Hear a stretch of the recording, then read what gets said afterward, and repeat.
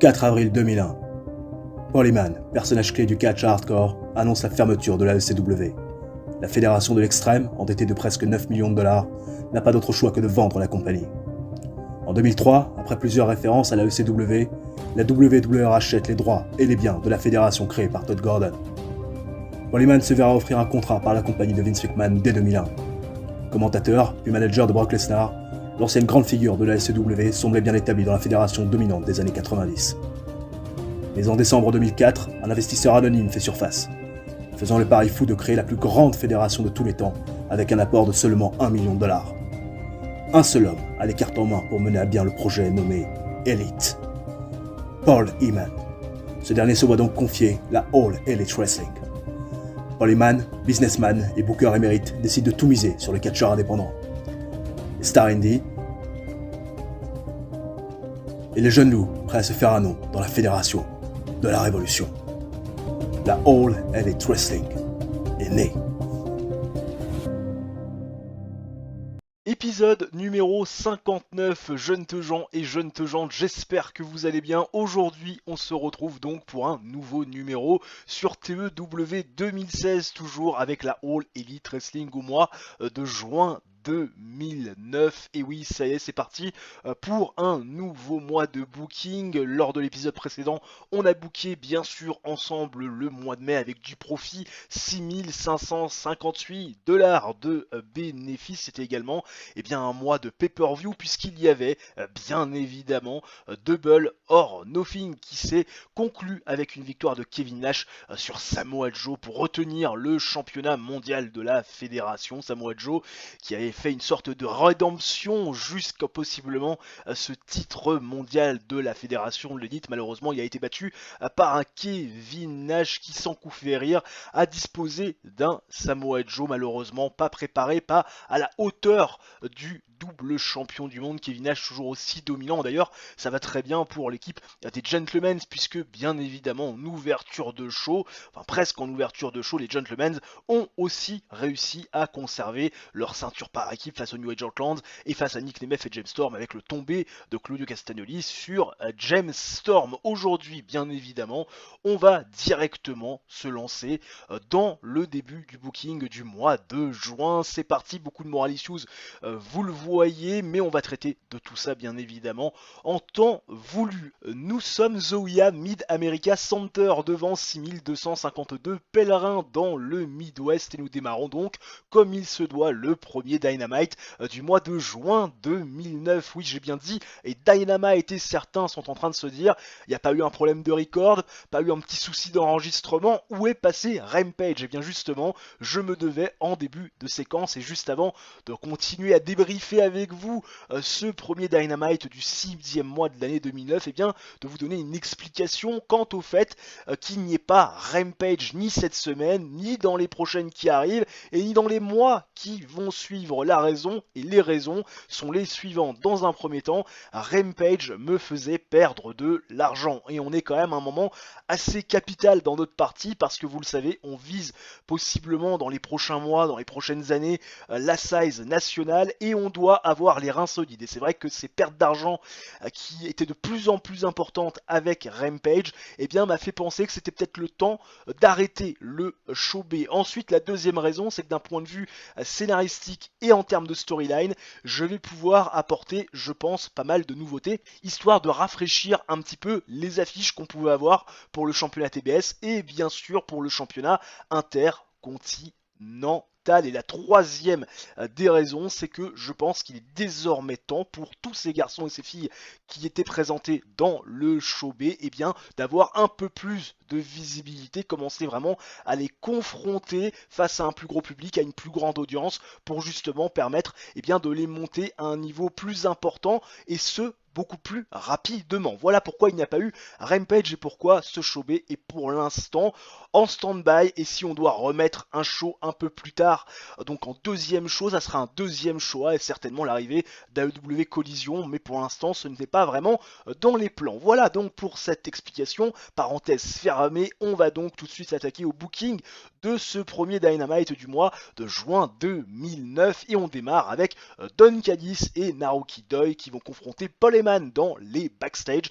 Ils vont reprocher à Paul Heyman plusieurs choses lors du dernier pay-per-view. D'abord, d'avoir vu que le championnat intercontinental n'avait pas été défendu parce qu'un garçon finalement a perdu son billet d'avion, et encore pire que ça, Katsushika Okada, champion TNT, qui lui ne se ramène même pas. Katsushika Okada qui avait des obligations avec la Noah, et ça, dans l'esprit de Don Callis, c'est impensable, c'est quelque chose qui n'aurait pas dû se produire. Katsushika Okada est un champion, il aurait dû défendre sa ceinture au pay-per-view. Naruki Doi qui est aussi gros sur la patate par rapport à ça. Et Katsushika Okada va faire comprendre à Paul Heyman qu'il veut défendre sa ceinture ce soir dans le main event face à Naruki Doi, face à qui il s'est quitté sur une double disqualification lors de leur dernier affrontement. Naruki Doi face à Katsushika Okada pour le titre TNT ce soir dans le main event. C'est acté, c'est booké. Don Callis qui n'a pas été bon pour aller en dehors du script, Paul Heyman qui a été vraiment très très bon. D'ailleurs, la performance de ce dernier a vraiment été assez impressionnante, ça a sauté aux yeux. La storyline TNT Worldwide avance grâce à ce segment, ce qui est plutôt bien déjà. Ensuite, on retrouve dans le ring Rena Mero qui nous demande d'accueillir Samoa Joe. Ça fait un 78 de rating de très solide, on va pas se le cacher. Et Samoa Joe va tout simplement, en tout cas c'est ce qui était prévu, s'adresser à la foule et quelque part peut-être passer un feel-good moment après sa déconvenue face à Kevin Nash. Seulement Samoa Joe, il va pas avoir le temps de s'exprimer face à la foule puisqu'il va se faire tomber dessus par Claude Castagnoli, Bobby Roode, Tyler Black qui va arriver dans le dos et Kevin Nash qui va regarder, qui va se délecter de ce passage à tabac, de ces sbires sur Samoa Joe qui, on le rappelle, était son opposant du côté de Double or Nothing. Voilà, célébration derrière des gentlemen et de Kevin Nash qui portent haut leur ceinture et Samoa Joe qui est évacué en civière. 78 de rating. Rena Mero qui s'améliore dans sa gimmick. Le segment a été chaud. Samoa Joe a paru bon parce que Samoa Joe en selling il est excellent. Et Samoa Joe Redemption, la storyline avance, perd de la hit. Cette storyline, il va falloir que je la renomme différemment dans les prochaines semaines.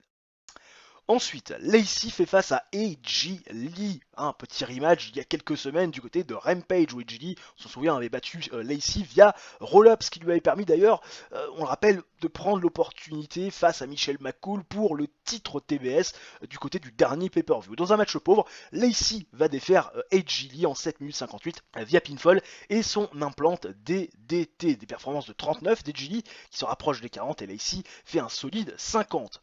À l'issue de ce match, Lacey, qui performe incroyablement bien au micro, d'ailleurs c'est stipulé, va tout simplement s'adresser à Michelle McCool et va se moquer de sa concurrence en disant « C'est ça que t'as affronté au pay-per-view, cette fille-là qui m'a surpris il y a quelques semaines du côté de Rampage, qui n'aurait pas dû avoir son opportunité, c'est ça ta plus grosse concurrence, quand est-ce qu'on passe aux choses sérieuses ? En l'occurrence, quand est-ce que tu me donnes une opportunité pour ce titre qui a déjà été mien et qui devrait être autour de mes hanches ?» Lacey qui performe bien sûr dans ce segment, très bon segment de promo qui permet bien sûr de donner un peu de hit et surtout d'importance au programme TBS. Derrière, on retrouve Ted DiBiase Senior et Junior dans le ring et forcément le patriarche, le $1 million man, qui ne comprend pas ce qui s'est passé. Il est furieux, il pensait qu'il avait trouvé un actionnaire, quelqu'un tout simplement pour diffuser son showbé aussi bien que Dynamite devant autant de monde, en ayant une exposition à travers le globe et des États-Unis beaucoup plus importante qu'à l'accoutumée. Il se retrouve finalement privé de son show et en plus, quelque part, eh bien, il voit AJ Lee, Lacey, des filles qui, on le rappelle, se produisaient du côté de Rampage, se produire à Dynamite, donc forcément il comprend pas, il est bien agacé, et Paul Heyman va lui faire une révélation. Paul Heyman, et surtout Shane McMahon, et l'actionnaire Shane McMahon, on le rappelle, dans notre réalité virtuelle, qui est le chairman de la compagnie, le propriétaire, et Ted DiBiase Senior s'est fait berner par un Shane McMahon qui a décidé, par un divers intermédiaires, eh bien, de faire la besogne pour lui, quelque part de s'attribuer à AEW Rampage, que ça soit le show, mais également le produit en lui-même. Et donc Ted DiBiase Senior se retrouve avec plus rien, il n'est plus en contrôle de quoi que ce soit. Et d'ailleurs, Paul Heyman, il s'en délecte, c'est une petite revanche. Et d'ailleurs, ce soir, Paul Heyman, eh bien, il annonce que tout de suite maintenant, Ted DiBiase Jr., qui est en tenue, va défendre son titre intercontinental face à celui qu'il aurait dû affronter du côté de Double or Nothing, ni plus ni moins que Monsieur Colt Cabana. Forcément, beaucoup d'incompréhension et d'agacement du côté donc de la famille DiBiase, un gros 78 de rating. Et le match suit, Ted DiBiase Jr. qui affronte donc Colt Cabana, ancien champion de la Ring of Honor dans notre réalité virtuelle. Match décent qui aura duré 12 minutes 22 et Colt Cabana qui défait Ted DiBiase Jr. avec le Colt 45. Colt Cabana fait donc ça, prend le titre donc intercontinental des mains de Ted DiBiase Jr. et donc devient le nouveau champion intercontinental sous les yeux médusés de Ted DiBiase Senior et forcément la compréhension de Ted DiBiase Jr. qui lorsqu'il n'a pas d'intervention extérieure pour remporter les combats, et bien d'être dans la capacité d'aller gagner face à ce genre de garçon. Colt Cabana, nouveau champion intercontinental, des performances de 52 pour Ted DiBiase Jr. et de 67 pour Colt Cabana et la storyline avance bien évidemment avec ce segment. Petit match pour calmer un petit peu la foule en milieu de show, un gros 4 contre 4 bien sympathique, Nick Nemeth, James Storm et les New Age Outlaws qui font face aux Rotten Brothers et aux Steiner Brothers, match décent sur le papier, Nick Nemeth, James Storm et les New Age Outlaws vont défaire Rotten Brothers et les Steiner Brothers en 9 minutes 39, quand Kip James va défaire Axel Rotten via Pillphone et le Finesser, et oui, momentum pour les New Age Outlaws qui après leur défaite, où on le rappelle ils n'étaient pas impliqués dans le tombé durant le pay-per-view, et bien vont prendre une victoire assez intéressante, des performances de 74 pour BG, 59 pour Kip, 72 pour James Storm, 69 pour Nick Nemeth, 41 pour Rick Steiner qui est toujours blessé, 68 pour Scott Steiner, Axel Rotten est à 42 et Ian Rotten est à 51. Ensuite, on enchaîne avec un petit striptease bien sympathique de Brooke Adams qui a eu 4 minutes pour remuer le popotin, pour se déshabiller, pour teaser tout le monde, histoire que tous ces messieurs présents dans l'arène et à la télévision puissent bien sûr se rincer l'œil. Voilà, petit moment sexy, Brooke Adams, elle était là pour ça, 53 c'est assez léger et ça permet avant le main event de détendre un peu l'atmosphère. Alors là, c'est parti, c'était le gros pari, et bah ça fait un 79 de rating, match que j'ai mis en style The Show.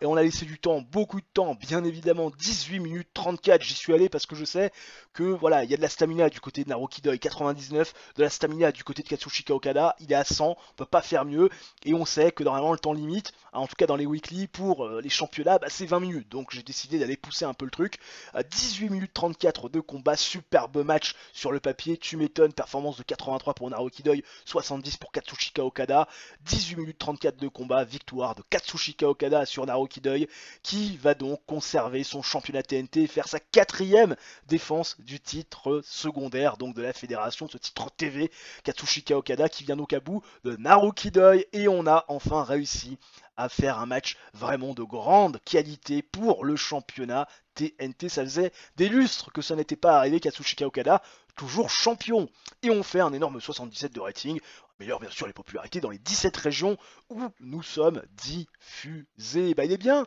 ce Dynamite nouvelle version avec 1h30 de booking, puisque bien évidemment on reprend la demi-heure attribuée à Rampage pour la regreffer du côté donc de Dynamite, notre show historique, 77 de rating. Je suis très content donc de ce qu'on a pu pondre. Michelle McCool qui est enceinte. Ah bon? Elle part dans 3 mois. Ah bon? Pas prévu ça. Pas prévu du tout même. Hein? Qu'est-ce que c'est que cette connerie? Bon c'est pas grave, on va faire avec 2.48 de TV rating du côté de Dynamite, du dernier show, bien sûr, on fait 1 862 000 viewers, c'est magnifique. Bon par contre forcément c'est un petit peu moins que du côté bien sûr de Double or Nothing, parce que là on était un petit peu plus diffusé, on était diffusé sur la FX, sur Premiere, sur Sapporo TV, là on est juste diffusé sur la WB, mais ça reste vraiment très correct. De retour dans les backstage d'AEW, Dynamite, deuxième du nom en ce mois de juin 2009, vous le voyez, 100% de backstage rating. En revanche, des locker room incidents, ça clignote rouge, il va falloir qu'on aille traiter ces incidents. Juste vous dire durant la dernière semaine écoulée, pas forcément de news très intéressantes, mais j'ai quand même décidé de re-signer deux catcheuses. Donc c'était Daphné et Sweet Saraya qui arrivaient en fin de contrat. Je leur ai proposé un contrat en paie par apparence pendant une année. On va attendre leur réponse. Normalement, elles devraient accepter. Bryan Danielson toujours en phase de terminer son entraînement donc donc de MMA avant de revenir. Bryan Danielson, j'avais dit que j'allais avoir des plans pour son retour, en fait pas forcément, pas pour l'instant, mais bon, s'il revient, ça nous permettra pourquoi pas au moins de retrouver Bryan Danielson dans les backstage, de retrouver pourquoi pas aussi des incidents positifs. Incident impliquant Katsushika Okada et Chris Benoit, ça normalement c'est la cour des catcheurs. Effectivement, Katsushika Okada amené devant la cour des catcheurs, accusé d'avoir embrouillé tout le monde avec apparemment son attitude un peu arrogante, très surprenante de la part de Katsushika Okada. Le juge Chris Benoit l'a rendu coupable. Sa sentence est de garder le silence pour le reste de la nuit, mais également de payer à boire pour tout le monde après le show. Voilà, et normalement Katsushika Okada améliore son comportement, c'est parfait. On va aller bien sûr valider aussi le lieu de notre show. On va rester dans le Midwest. On a rendez-vous à Mid America Center. Je boucle le show de mon côté. Bougez pas, c'est parti. On se retrouve juste après. À nouveau, OIA Mid America Center devant 6660 pèlerins, toujours dans le Midwest. Et on démarre avec un gros 83 de rating pour débuter les hostilités et lancer comme il se doit le deuxième Dynamite du mois de juin 2009. Kevin Nash, le champion de la All Elite Wrestling, Claudio Castagnoli, Bobby Roode, les champions par équipe, et Tyler Black qui arrivent les premiers dans le ring, toujours très bien sapés. On sait que c'est leur marque de fabrique avec ce costume cravate, très beau costard. Ils sont propres sur eux, ils puent le charisme, la classe à 100 000, et c'est l'exemple à suivre, hein, selon Kevin Nash, bien évidemment. Il a fait la réputation de son groupe uniquement grâce à ce paraître, ce paraître très classe, très propre sur eux. C'est ça qui marche et c'est ça qu'on doit montrer à l'écran, c'est ça que promue Kevin Nash depuis un petit moment. Et Kevin Nash nous explique l'agissement de son groupe dans son intégralité lors du show de la semaine dernière quand ils ont attaqué Samoa Joe. Il ne comprend pas pourquoi Samoa Joe, qui est un loser, qui a perdu contre lui du côté de Double or Nothing, une victoire très clean, très marquante dans l'idée de Kevin Nash, comment Samoa Joe, après avoir perdu son combat, peut comme cela avoir du temps d'antenne alors que Kevin Nash n'était pas prévu au show, alors que Claudio Castagnoli, Bobby Roode quelque part non plus, et Tyler Black, qui mériterait d'avoir de l'or autour de ses hanches, et bien lui non plus n'était pas prévu au show. Et Chris Benoit va finir par interrompre tout ce beau monde et ce discours de Kevin Nash, parce que Chris Benoit, il n'a que très peu apprécié l'attitude de Kevin Nash et de toute sa clique. La semaine dernière, frappé à 4 contre 1, Samoa Joe meurtri dans sa chair et meurtri psychologiquement. Chris Benoit, il trouve que ce n'est pas un exemple à suivre, alors que Kevin Nash, sous ses allures de fort, d'homme dominant, et bien finalement est très faible de se faire comme cela, aidé par une clique de 3 hommes, et en plus comme cela s'en prenant à un garçon qui était sans défense aucune. Kevin Nash qui n'apprécie que très peu, on va pas se le cacher, les dires de Chris Benoit à son égard. Il va y avoir quelques noms d'oiseaux qui vont fuser. Kevin Nash va se montrer très irrespectueux envers Chris Benoit, et Chris Benoit, vous imaginez, qui va vouloir en découdre. Seulement, il va se retrouver face à 3 bonhommes qui vont se mettre entre lui et Kevin Nash, et il va se retrouver, Chris Benoit, en face de Claudio Castagnoli, et il y a un petit sourire qui se dessine sur son visage à ce moment-là, puisque Chris Benoit, il a vu les exploits de Claudio Castagnoli, il va interpeller Kevin Nash en lui disant: je sais même pas pourquoi je te donne autant d'importance alors que j'ai en face de moi Claudio Castagnoli qui a fait le meilleur match de l'histoire de la All Elite Wrestling face à Shawn Michaels, mec que t'as battu en grugeant. Claudio Castagnoli, ce soir, je me verrais bien l'affronter, parce que si je suis venu à la All Elite Wrestling, c'est avant tout pour avoir des dream matchs. Et Claudio Castagnoli, ce soir, la moitié des champions par équipe, qui est, il me semble, en tout cas selon les dires de Chris Benoit, l'homme véritablement fort et intéressant de la clique des Gentlemen, et bien Chris Benoit ce soir il veut l'affronter dans un no time limit match dans le main event. Et Claudio Castagnoli, qui lui aussi ne recule devant rien parce qu'il est badass, et sous bien évidemment la bénédiction de Kevin Nash, va accepter, bien sûr, on va pas se le cacher, le challenge de Chris Benoit. 83 de rating, énorme match, tout va bien, en perspective en tout cas, et le show débute très très bien. La storyline Chris Benoit versus Kevin Nash avance grâce à ce segment. Chris Benoit qui a été très bon pour aller en dehors du script, improviser devant la foule. Kevin Nash qui a sa gimmick qui stay, il va peut-être falloir aussi peut-être penser à la changer. Gros démarrage de show. Michelle McCool qui fait face à Tenille Taylor, qui est de l'autre que Tenille Dashwood, aka Emma à la WWE. Match terrible sur le papier, ça fait 44 de rating. Michelle McCool qui défait bien sûr Tenille Taylor en 7 minutes 11 de combat avec le final exam.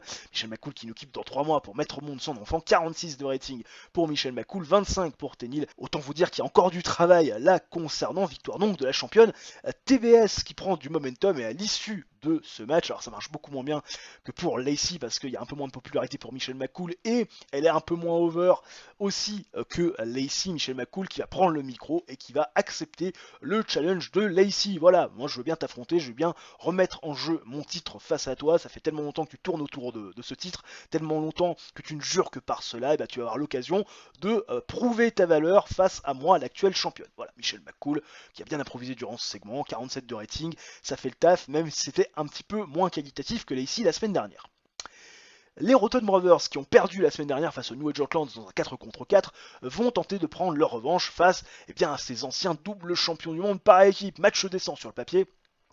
Les New Age Outlaws vont défaire les Rotten Brothers, bien sûr, en 9 minutes 25, match que j'ai mis en storytelling, non, que j'ai mis en régular, le storytelling il arrive un peu plus tard, 9 minutes 25 de combat, BG James qui défait Axel Rotten via pinfall avec le spike pile driver en termes d'in-ring work, bien sûr BG au-dessus de tout le monde, à 87, Kip James se rapproche des 70 avec un 69, Axel Rotten est à 45, Yann Rotten fait des performances intéressantes, 57, victoire donc des anciens doubles champions du monde par équipe qui continuent à prendre du momentum. De retour de pub et on se retrouve dans le ring avec Paul Heyman accompagné de Katsushika Okada et vous voyez il y a du très beau monde. Paul Heyman qui bien évidemment s'est délecté comme nous de la performance de Katsushika Okada face à Naruki Doi la semaine dernière pour le titre TNT. Et Paul Heyman il a eu une idée assez intéressante, et bien c'est de faire un tournoi pour déterminer un nouvel aspirant numéro 1 à Katsushika Okada à son titre TNT, parce que mine de rien, mine de crayon, on va pas se le cacher, Naruki Doi, sa participation et surtout son match de championnat TNT face à Katsushika Okada, il est arrivé un peu comme un cheveu sur la soupe, parce que les deux garçons avaient quelque part des comptes à régler, parce que Don Callis aussi avait essayé d'échauffer les égos, mais finalement, il n'était pas forcément le plus méritant. Et là, il veut mettre en place un tournoi à 8, donc c'est-à-dire un tournoi à partir des quarts de finale, où il veut tout simplement la meilleure des compétitions, et il appelle quelques-uns des participants à ce tournoi, Jon Moxley bien sûr, Tyler Black également, gros échange de regards entre ces garçons-là, Travis Hummel, ancien champion TNT, Nick Nemeth, ancien champion intercontinental, et Cody Rhodes, ancien champion du monde par équipe et ancien champion intercontinental, Don Callis qui va en faire des caisses aussi lorsque Cody Rhodes va arriver mettant over son client. Voilà, on essaie de promouvoir un petit peu, bien évidemment, ce tournoi qui va se démarrer dans les prochaines semaines, et TNT Worldwide avance, mais perd un peu de hit. On saura en regagner, vous inquiétez pas. Le match storytelling de la soirée, Colt Cabana face à James Keenan, match décent sur le papier.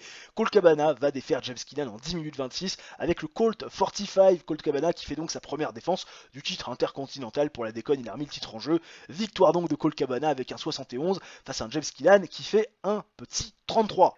Derrière, Ted DiBiase Senior et Ted DiBiase Junior, la progéniture bien sûr du Million de l'Armen, qui vont confronter Colt Cabana sur la rampe du ring. Ted DiBiase Junior qui rappelle à Colt Cabana que la semaine dernière il l'a eu par surprise. Ted DiBiase Senior qui lui rappelle qu'il aura aussi un rematch dans sa clause, et Colt Cabana qui est un compétiteur lui dit si tu veux on peut faire même maintenant ce match. Ted DiBiase Junior était en tenue, Ted DiBiase Senior peut-être même prêt à manager Ted DiBiase Junior. Ted DiBiase Junior qui fait mine de vouloir avoir son opportunité là tout de suite maintenant, et puis qui finalement va se raviser tournant les talons, et un peu de mind games du côté de Ted DiBiase Jr. envers Colt Cabana, et Ted DiBiase Senior qui va prendre le micro une dernière fois et annonce à Colt Cabana que le rematch de Ted DiBiase Jr.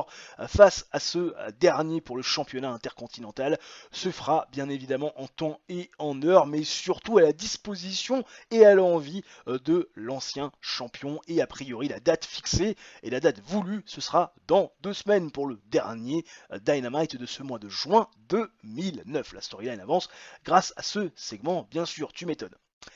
Rena Mero dans le ring, oui, toute seule, et qui nous demande d'accueillir Lisa Marie Varon, oui, ancienne catcheuse de la WWE, aka Victoria, bien évidemment, dans la fédération de Stanford. Lisa Marie Varon qui est All Elite, elle nous l'annonce. Rena Mero, qui apparemment n'a pas été très bonne pour aller en dehors du script. La gimmick de psycho de Lisa Varon est above average, c'est plutôt pas trop mal, et Lisa Marie Varon, dans un super improvisation, bien évidemment, vers la foule et en dehors du script, a réussi à se mettre over Lisa Marie Varon, qui nous explique que si elle a choisi la All Elite Wrestling, c'est parce que désormais les choses évoluent, que c'est une fédération montante où la division féminine a de plus en plus d'importance. Et Lisa Marie Varon, elle fait référence à Rebecca Knox et à son envie de devenir très rapidement championne du monde. Bah oui, le statut aussi de Lisa Marie Varon, il veut qu'elle se retrouve très rapidement devant la title picture.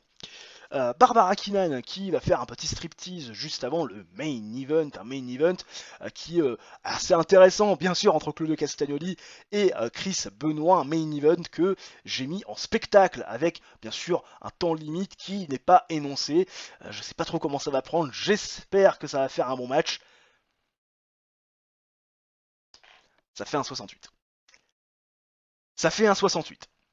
C'était pas le bon plan de faire un de faire un spectacle, un match spectacle. Ça a pas pris. Le public était pas content, était pas réceptif. Pourtant, il y a des grosses performances. 76 de Chris Benoit, de Claudio Castagnoli, soit 84 pardon de Chris Benoit. Ça fait seulement 68. Match exceptionnel sur le papier. J'aurais pas dû mettre en spectacle. J'aurais dû simplement mettre du style de show et je m'en serais très très bien sorti.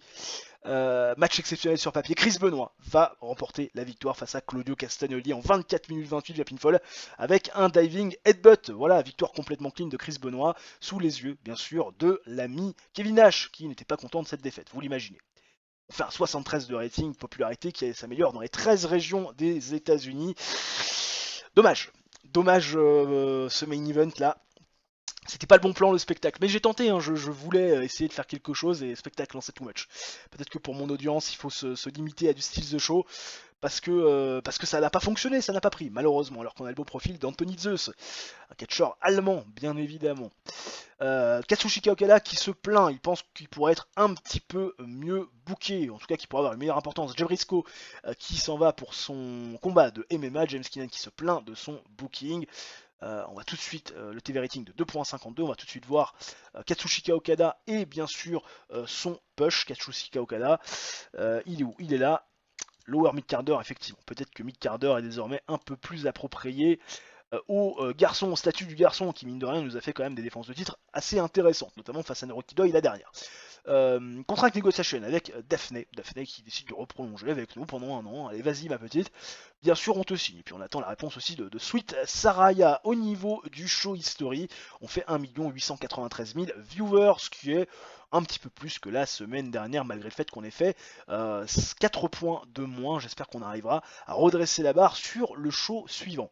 Des contrats à renégocier, plus ou moins à reprolonger, pour être tout à fait précis. Nighty Neidhart dans un premier temps, Nighty Neidhart, que l'on va bien sûr re-signer au sein de la fédération. Elle va demander un peu plus cher, on va la reconduire en paie par apparence, 1100$ par apparence, 950 en downside, ça devrait le faire sur un an.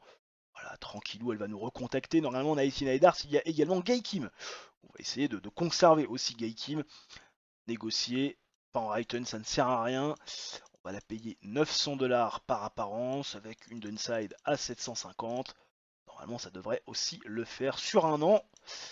Oui, normalement, bien sûr, en contrat officiel, elle va bien sûr me répondre. Il y a aussi une signature de contrat qui doit être, bien sûr, celle de Sweet Saraya qui accepte de reprolonger avec la compagnie pour une durée, là aussi, d'une année supplémentaire. Allez, on est parti pour le 3e Dynamite du mois de juin 2009. Nous sommes au PA Eri Insurance Arena. 5466 pèlerins présents dans les gradins de cette arena de la Tri-State, où on est aussi très populaire, mais malgré tout, on est un petit peu moins important dans cette région que dans le Midwest. Donc un petit travail sous-jacent dans cette région depuis un petit moment. Et on démarre avec Kevin Nash, Claudio Castagnoli, Bobby Roode, Tyler Black. Bien sûr, toute la clique des gentlemen, toujours très bien habillé, et Kevin Nash forcément qui a des boules par rapport à ce qui s'est passé la semaine dernière. Chris Benoit qui a battu Claudio Castagnoli selon Kevin Nash, et bien sûr le principal intéressé, Chris Benoit a eu de la chance. Chris Benoit a fait preuve de roublardise, son expérience a fait la différence, mais Claudio Castagnoli, dans son esprit, d'ailleurs comme dans l'esprit de Kevin Nash, pouvait largement battre Chris Benoit. Doug Williams va interrompre tout ce beau monde dans leur discussion. Doug Williams, qu'on n'avait pas vu depuis sa défaite face à Chris Benoit lors du pay-per-view Double or Nothing. Doug Williams qui va faire copain-copain avec Kevin Nash et toute la bande des gentlemen qui le regardent un peu bizarre. Doug Williams qui a répété à Kevin Nash et à Claudio Castagnoli que Chris Benoit c'est de la saloperie, que Chris Benoit c'est un dur à cuire, mais que fort heureusement pour eux, Doug Williams il a les clés pour battre Chris Benoit, parce qu'il l'a affronté, il le connaît, ah là là, Doug Williams, quel bel homme.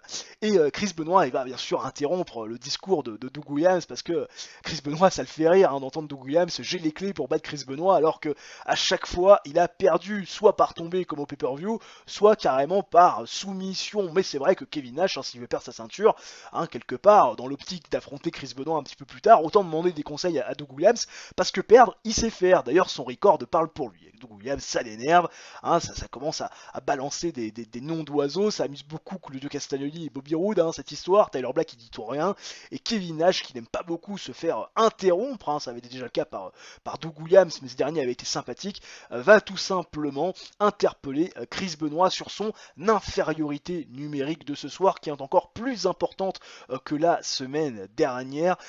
Selon les dires de Kevin Nash, Chris Benoit devrait faire attention à son derrière, parce que Kevin Nash et surtout Claudio Castagnoli en ont gros sur la patate par rapport à la semaine dernière. Et Chris Benoit lui dit que si il faut avoir du backup, il pourra en trouver, et que ce soir dans le main event, il se verrait bien affronter Kevin Nash et Doug Williams, l'anglois, le menton solide, celui qui veut défoncer et mettre KO tous les mentons fragiles. Chris Benoit qui fait donc une proposition de challenge acceptée par Kevin Nash et Doug Williams. Parce que oui, qui Chris Benoit pourrait-il avoir en backup, L'ami Nick Nemeth et James Storm sont passés à autre chose, et il n'a pas forcément beaucoup d'amis au sein de la fédération. Donc Kevin Nash, Doug Williams, ils partent très confiants avant le main event du soir, même si Chris Benoit, il a un petit sourire en coin. Claudio Castagnoli qui a performé plutôt de manière intéressante dans ce segment, Doug Williams qui a fait un job parfait, Chris Benoit qui est aussi très performant, et la storyline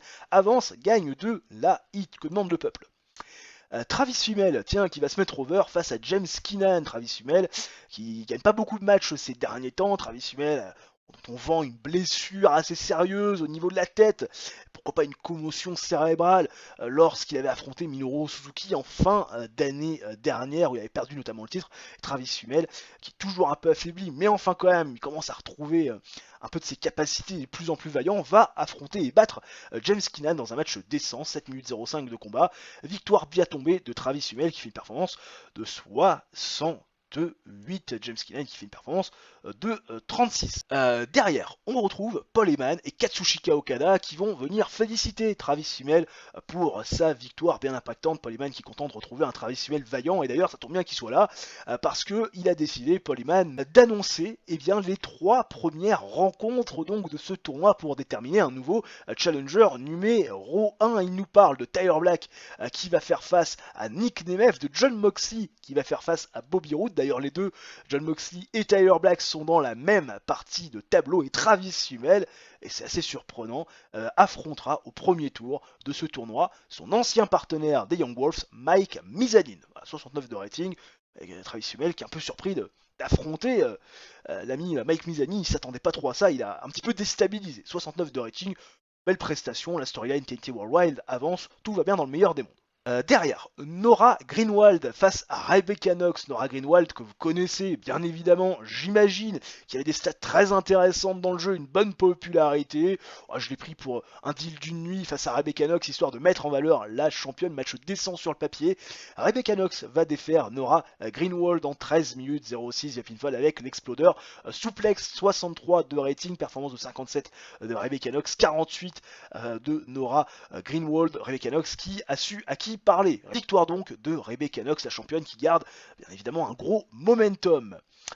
Ensuite, coupure pub et on retrouve Rey Mero dans le ring qui va interviewer Kip James et Beji James, les anciens doubles champions du monde par équipe. Kip James, Beji James, il nous explique qu'ils ont le vent en poupe, qu'ils ont beaucoup de momentum, ça commence à s'accumuler et c'est vrai que tout cela va les conduire, ils espèrent très rapidement, un match de championnat face à Claudio Castagnoli et Bobby Roode pour prendre leur revanche, parce que c'est vrai qu'il y avait quand même pas mal d'animosité entre les deux équipes, et Kip et Beji James vont se faire interrompre par les frères Tomaselli, Brandon Tomaselli, toujours très poli, très courtois, très sympathique, qui va demander un match face à Kip James et Beji James avec son frère Vito Tomaselli, parce que oui, les New Age Outlaws, ils ont le vent en poupe, ils admirent cette équipe et ils seraient très honorés de pouvoir combattre face à eux là tout de suite, maintenant.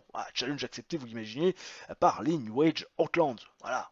Et ça fait un énorme 80, voilà, magnifique. Quand vous avez une équipe expérimentée face à une équipe un peu moins expérimentée, match avec du bon catch, une décente réaction de la foule. On a laissé quand même un petit peu de temps, 8 minutes 41, format TV malgré tout, puis il faut donner une victoire dans les faits assez impactante, assez marquante des New Age Outlaws, victoire de Kip James sur Vito Tomaselli via le Spike Pile Driver. En termes d'in-ring work, bien sûr, Beji James au-dessus de tout le monde, 87, Kip qui passe ses 72, ça y est, 59 pour Brandon Tomaselli et 44 pour Vito Tomaselli, qui est encore un peu à la traîne, mais qui progresse petit à petit. Lacey Van Erich, qui dans les backstage, tranquillement dans les vestiaires, va faire un petit striptease. Voilà, on astique le popotin, on se déshabille, les gens sont contents, tout le monde se rince l'œil, 57 de rating avant le main event. Pas du tout. Qu'est-ce que je dis? J'allais dire 63. C'est quoi cette note de merde? Non, avant le main event, il y a d'autres choses avant quand même.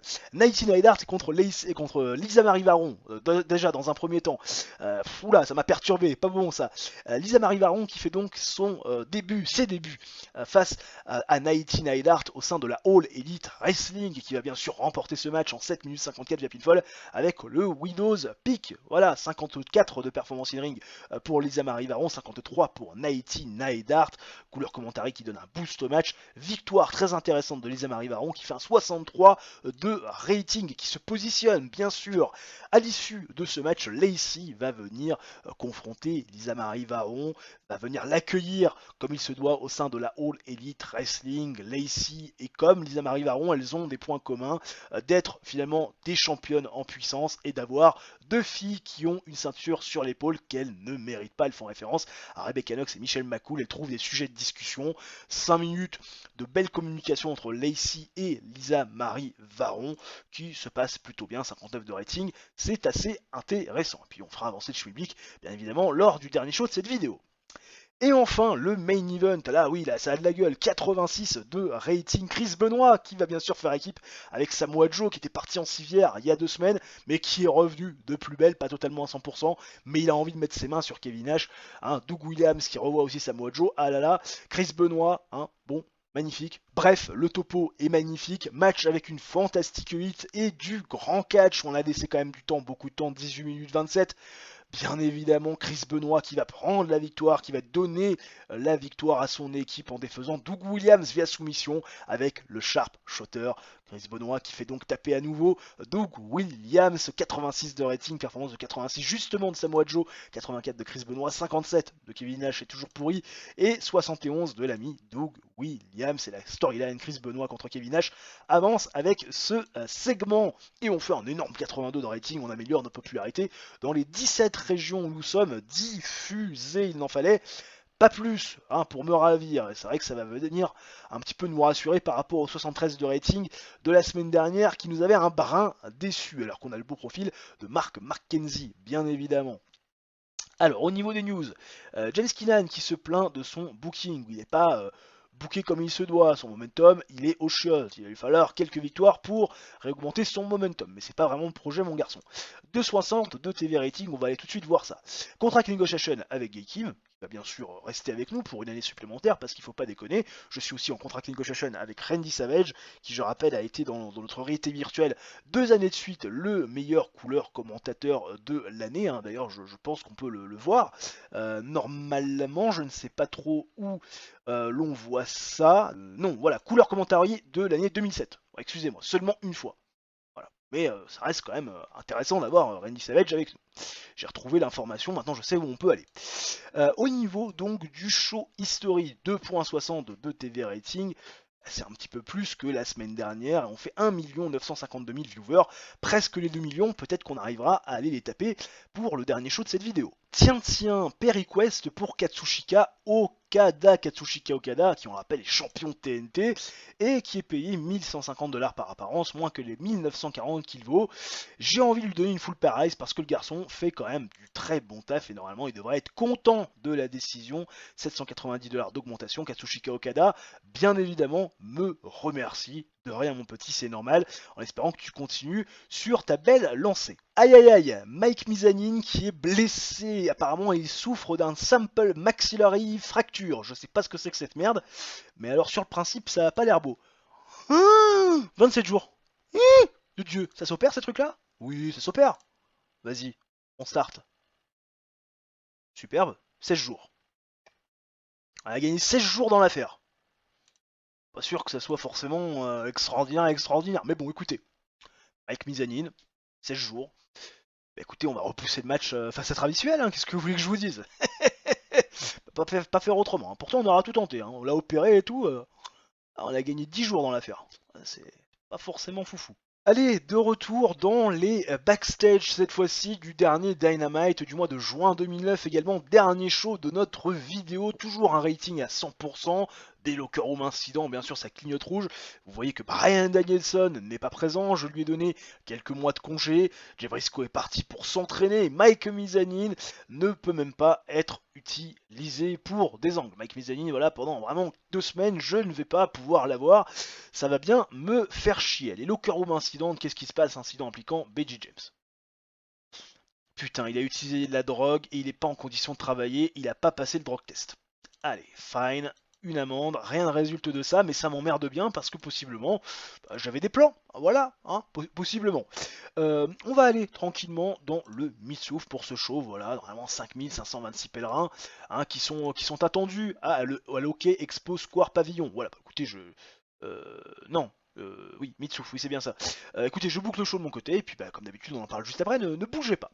5758 pèlerins présents au Hockey Expo Square Pavillon. Nous sommes dans le Mitsouf théâtre du dernier Dynamite du mois de juin 2009 et nous démarrons avec un gros 80 de rating et on change pas une équipe qui gagne, on démarre les hostilités avec les Gentlemen, Kevin Nash, le champion de la All Elite Wrestling, Claudio Castagnoli, Bobby Roode, les champions par équipe et Tyler Black qui veut de l'or autour de ses hanches, présents les premiers dans le ring.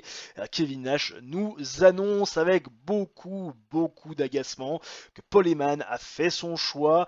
Chris Benoit sera le prochain challenger au titre mondial. Et oui, après sa victoire face à Claudio Castagnoli dans un match singles competition et sa victoire dans un match par équipe impliquant Kevin Nash, même si le tombé a été fait sur Doug Williams, c'est bien l'ami Chris Benoit reçoit une opportunité. Forcément, ça parle mal de Chris Benoit, mais ce soir, ce qui est vraiment important, c'est le statement de Bobby Roode qui nous annonce, bien évidemment, parce qu'il a été convoqué par Paul Heyman pour ce faire, qu'il va accepter son opportunité pour le tournoi couronnant un prochain aspirant au titre TNT.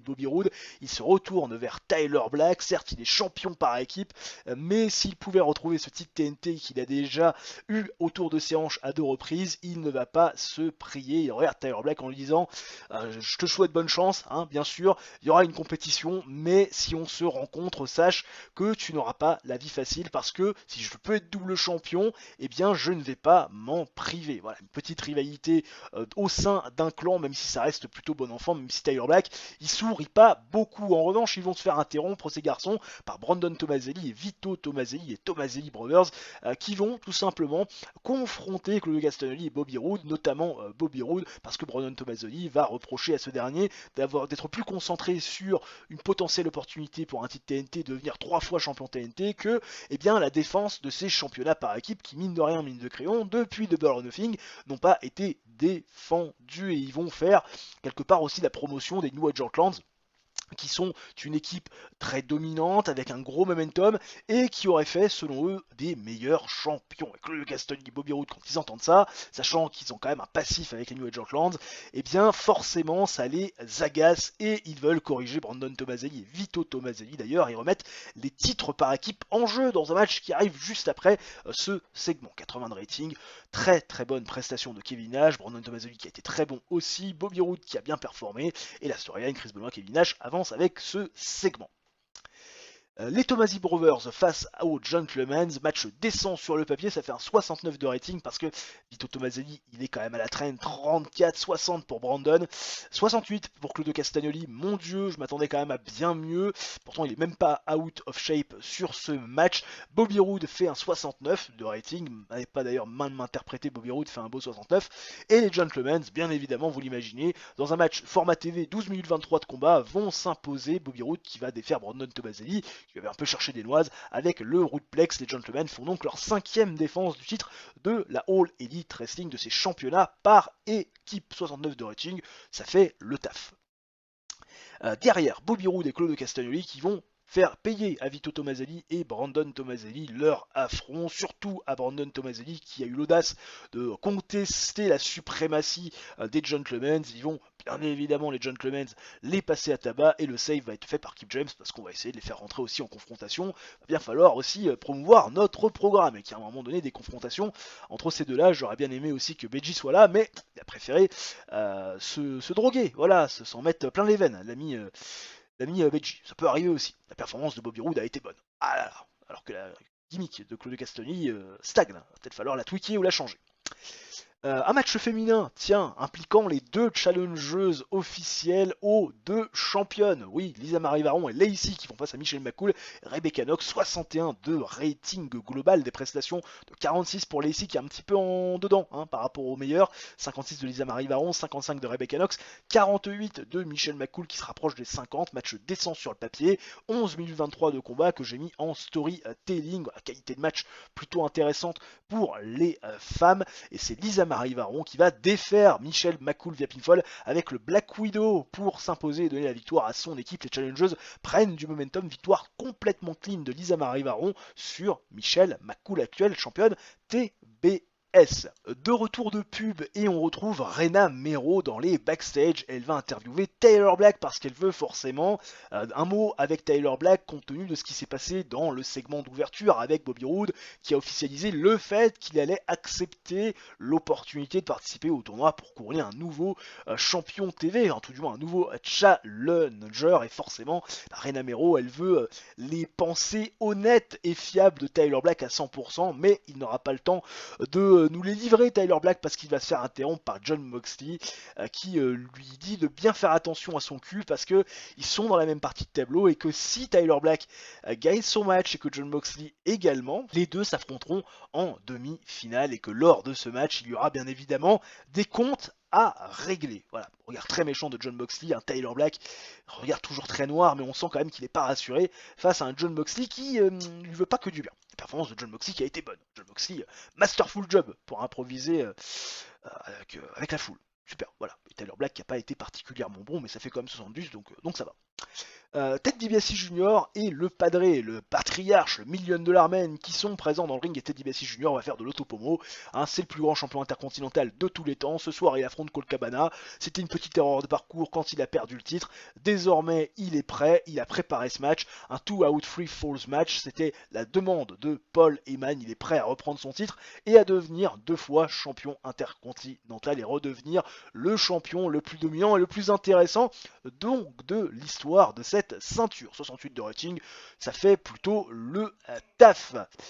Le match nous fait un 74 de rating de très bonne qualité. Colt Cabana, Ted DiBiase Jr. On va pas se le cacher, c'est plutôt pas mal du tout. 70 de rating et de performance in ring pour Colt Cabana, 51 de Ted DiBiase Jr. Tranquille mimi, match décent sur le papier. 13 minutes 05 de combat. Colt Cabana qui défait Ted DiBiase Jr. dans ce 2 out 3 falls match avec bien sûr 2 tombées à 1. On va pas se le cacher, il a perdu le premier tombé, l'ami Colt Cabana, parce que Ted DiBiase Senior est intervenu. Ensuite, Paul Heyman est venu leur accompagner à la table des commentateurs. Et derrière, Colt Cabana a pu reprendre l'avantage et donc faire sa deuxième défense du titre intercontinental. Match terminé via le Colt 45 tombé 1-2-3. Colt Cabana reste champion intercontinental. Et Teddy Bessie Jr. va devoir passer à autre chose désormais. Bobby Billard qui avant le main event nous fait un petit striptease bien sympathique, séquement léger, ça fait 65 de rating. Bobby Billard elle s'en sort bien, elle montre les attributs, tout le monde est heureux. Avant le main event, bah oui, avant le main event, on retrouve, après la coupure pub, Rena Mero qui est en interview avec Doug Williams qui a à nouveau perdu, lui qui veut castagner les montants fragiles dans les pubs anglais. Eh bien l'anglois Doug Williams est encore dans une losing streak assez impressionnante et Doug Williams il essaie par tous les moyens de se trouver des circonstances atténuantes à cette dernière défaite et Samoa Joe va bien évidemment, vous l'imaginez, confronter Doug Williams, se foutre de sa gueule.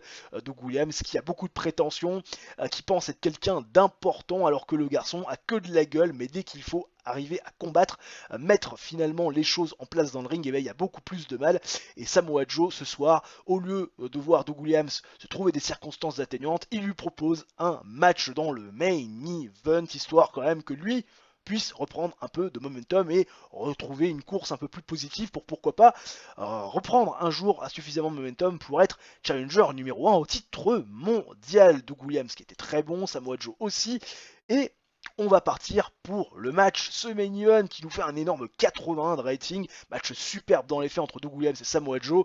Samoa Joe qui défait Doug Williams en 12 minutes 06 via pinfall avec le Iceland Driver, performance de 68 pour Doug Williams, 83 bien sûr de Samoa Joe, qui nous fait une fois de plus une prestation de très grande qualité et j'imagine que le rating global, bien évidemment, va être boosté par ce dernier segment 77 de rating global, un très bon show. Voilà, la qualité est là, bien évidemment, alors qu'on a le beau profil d'Avalon, qui est une catcheuse canadienne, plus connue pour son travail au Pacific Northwest de l'Indie Scene. Voilà, magnifique, voilà, la scène indé pour cette jeune femme, qui peut peut-être intéressante, mais bon, la division féminine est déjà très fournie au sein de la All Elite Wrestling. TV rating de 2.57. Ah là là là là là, TV rating de 2.57.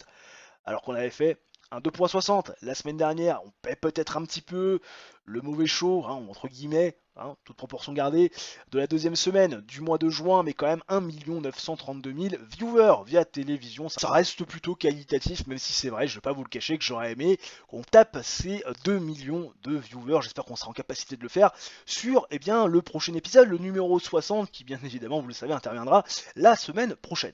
Nous sommes le 1er juillet 2009 et vous le voyez, la surprise générale, il n'y a pas de news sur la boîte mail, absolument aucune information en ce début de mois. Je crois que c'est la première fois que ça m'arrive. Voilà, il n'y a même pas d'informations sur les batailles régionales ou des contrats qui ont été proposés ou des fins de tournée, des débuts de tournée, rien, nada, que dalle. S'il évolve tout à l'heure en fin de séquence, que je ne vous l'ai pas montré, qui cherche désormais un booker. Mais ça ne nous intéresse pas, vous le savez, puisque nous on va rester bien sûr avec cette All Elite Wrestling. C'est parti donc, nous sommes le 1er juillet 2009 et c'est le moment de faire le bilan financier du mois de juin. Est-ce qu'on a fait du positif? Est-ce qu'on a fait du négatif? On a fait du négatif. Et pas qu'un peu. On a fait 77 000 $ de pertes. Alors qu'on était effectivement au mois de mai à 6 500 $ de bénéfices. Bon, en même temps, on va pas se le cacher, le mois dernier, il y avait aussi un pay-per-view, ce qui forcément a bien arrangé.